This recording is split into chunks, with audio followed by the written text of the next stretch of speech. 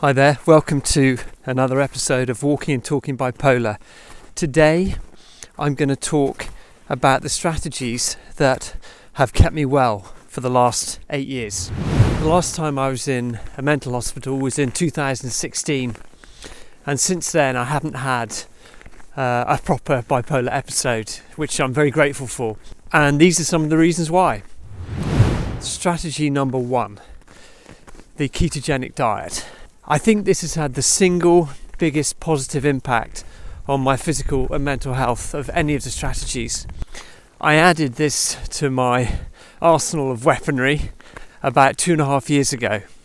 By living off a low carbohydrate, high fat diet with a kind of normal amount of protein, my brain runs on ketones rather than glucose, and it's made a massive difference. It's been a complete game changer for me. I very rarely feel down. This whole winter that luckily seems to be coming to an end, I haven't had a single day where I've even sort of felt properly down, which is amazing.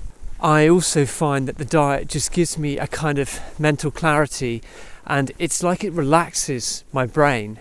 I think a lot of people with bipolar have a brain that's kind of highly wired, and it's kind of easy to get quite irritable or agitated. And I just feel when I'm in ketosis, which is the state that you get to when you're doing the diet properly, I'm just much more relaxed, much more calm, and in many ways myself. Perhaps the biggest advantage of the diet so far is that I've been able to lower my medication by about, over 50%. So I now take about 45% of what I used to take, and I actually feel better than ever. My mood is more stable than when I was on a higher dose of medication, which is really amazing. What has been so interesting about being on the keto diet, and what does separate it from most of the other strategies, is that it makes a biological difference to my health. It actually changes the way my metabolism works, and this seems to be incredibly supportive to my mental health. If my biology is not supported, then life can still be pretty tough.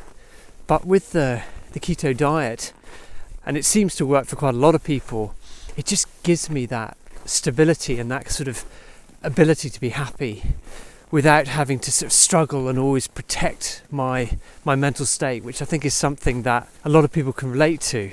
You know, sometimes if we've had an episode or if we're just feeling a bit vulnerable, you sort of tense up and you go through your days trying to protect your mental health, which in some ways is good, but it can also be a hell of a strain if you're doing it every day.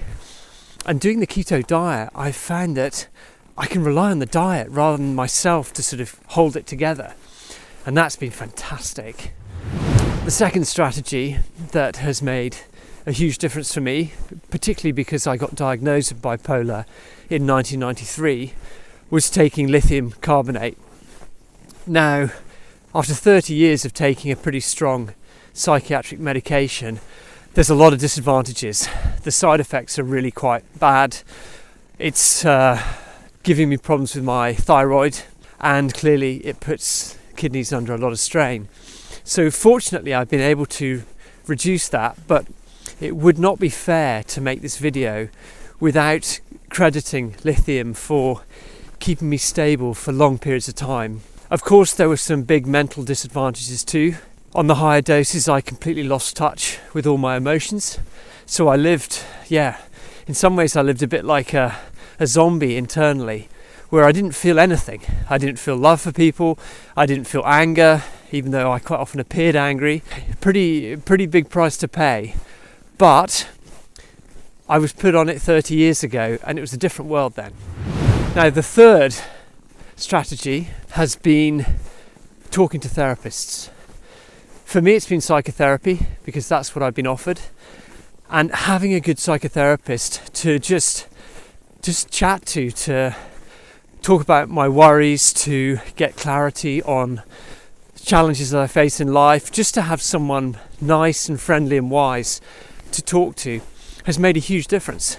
Having someone like that has also created a kind of security blanket around me. There have been many times on my bipolar journey where I kind of tried to go alone. I've tried to be strong. I've tried to deal with things by myself. and it didn't work. I ended up either having an episode or just feeling under a lot of pressure and not really enjoying myself. So having someone professional to talk to has been a really good thing. The fourth strategy that's made a really big difference to me has been finding purpose and meaning in my life. Now, that isn't always the easiest thing to do. You know, we're all different and we all enjoy different things and we have different values.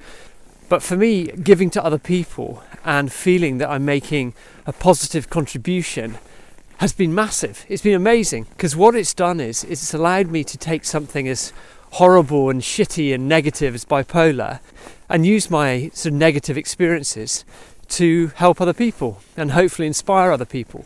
And that's given a tremendous amount of sort of meaning to my life. Another strategy that's been hugely important for me is getting out in nature. As you can see, getting out in the woods in the middle of winter or in the middle of summer, it's just amazing. I mean, there's lots of research that can explain what it's actually doing to our nervous system and to the sort of balance within our mind and body. But you don't really need that research to know that spending a bit of time in nature as often as we can is going to have a positive impact on our mental health. Another strategy that I discovered is the strategy of distraction. If I wake up and I'm feeling a bit down, it's almost like there's this kind of heaviness that's over me, almost like a duvet of unhappiness that's over my head. And if I stay at home and just sit on the couch, then it doesn't really get any better. But when I do something to distract my attention, even if it's just going for a walk and looking around, often that downness will lift and I'll be left feeling just more relaxed and not nearly as heavy. So that can be a useful strategy too. Strategy number 6, this YouTube channel. Having a channel where I can share in a way that I hope inspires and encourages people is really good for my mental health.